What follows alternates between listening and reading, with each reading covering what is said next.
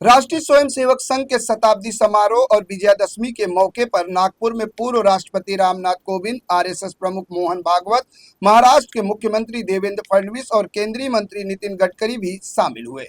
RSS का यह शताब्दी समारोह और विजयदशमी उत्सव संघ की सेवा, राष्ट्रभक्ति और सामाजिक योगदान को समर्पित है।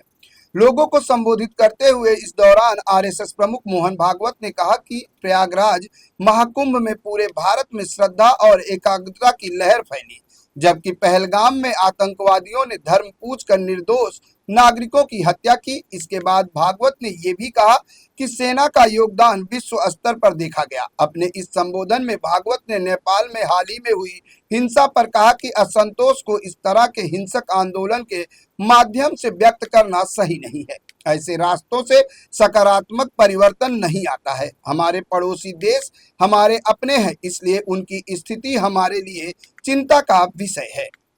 हमारे पड़ोसी देशों में जो उथल पुथल हो रही, ये हमारे ही देश है, वे हमसे दूर नहीं है। कुछ वर्ष पूर्व भारत ही थे, हमारे अपने हैं।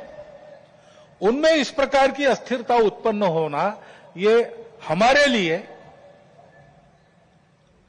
हम केवल उनके पड़ोसी है इसलिए नहीं, वो सब हमारे अपने देश है, इसलिए चिंता का विषय है। हितरक्षण से भी ज्यादा ये जो हमारा आत्मीयता का संबंध है, अपनेपन का संबंध है, उसके चलते ये चिंता होती है। परिस्थितियां ऐसी है, जैसा मैंने कहा, दोनों प्रकार है।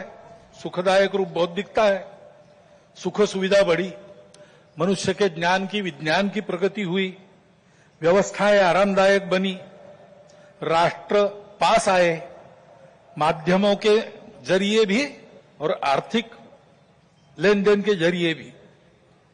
परंतु इस परिवर्तन की, विज्ञान और तकनीकी की गति इतनी ज्यादा है कि मनुष्यों की गति का बदलने की और उसका तालमेल नहीं बैठ रहा है।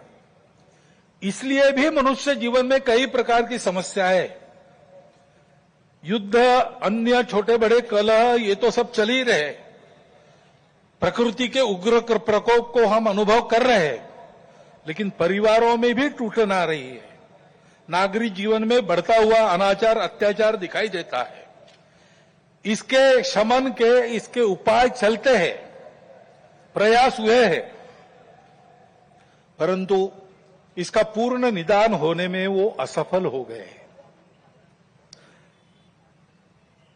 और उसके ऊपर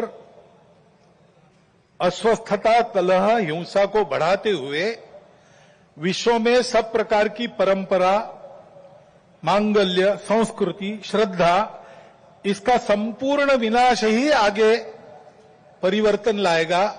ऐसी उल्टी विचारधारा, विपरीत विचारधारा और घातक विचारधारा लेकर चलने वाला एक नया पंथ उदय में आया। बहुत पहले आया, आजकल वो भारत में भी अपने हाथ पैर फैलाने की कोशिश कर रहा है। सभी देशों में उसके कारण जो समाज जीवन की अस्त व्यस्त अवस्था हुई है और एक तरह से अराजकता की ओर सारा समाज बढ़ रहा है, ऐसी संभावना दिखती है।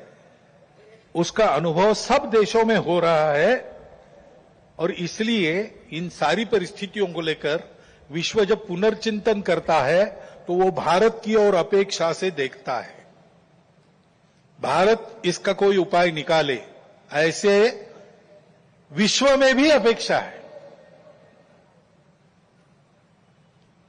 और सौभाग्य से भारत में एक आशा की किरण ये दिखाई देती है कि नई पीढ़ी में देशभक्ति की भावना, अपने संस्कृति के प्रति आस्था और विश्वास का प्रमाण निरंतर बढ़ा है।